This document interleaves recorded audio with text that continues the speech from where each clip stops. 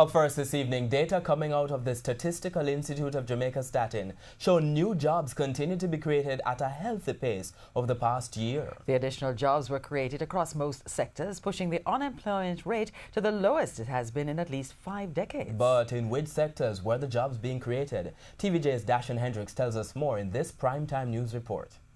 Job gains continuing at a robust pace, starting on Wednesday releasing data which show 20,000 net new jobs have been created since the start of the year. The result, unemployment falling to 8.4% at the end of July. We scanned the data up to 1968 and could find no lower unemployment rate for Jamaica. That as the number of people working in July reached a record 1,226,000. The only caveat in the labor force data is that the unemployment rate falling to decades low is masked by the fact that 30,000 people left the labor force in the 12 months over which the data are being reviewed. But for those who remained and continued to seek a job, they found work in diverse areas.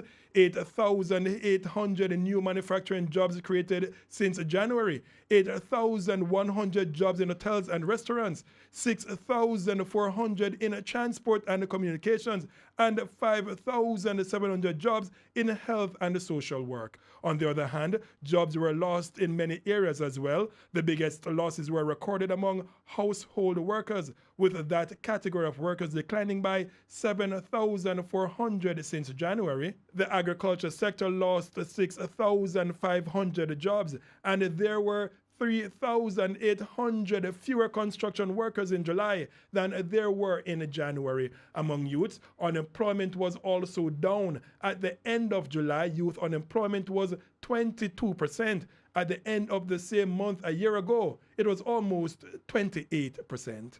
Dashan Hendricks, TVJ News.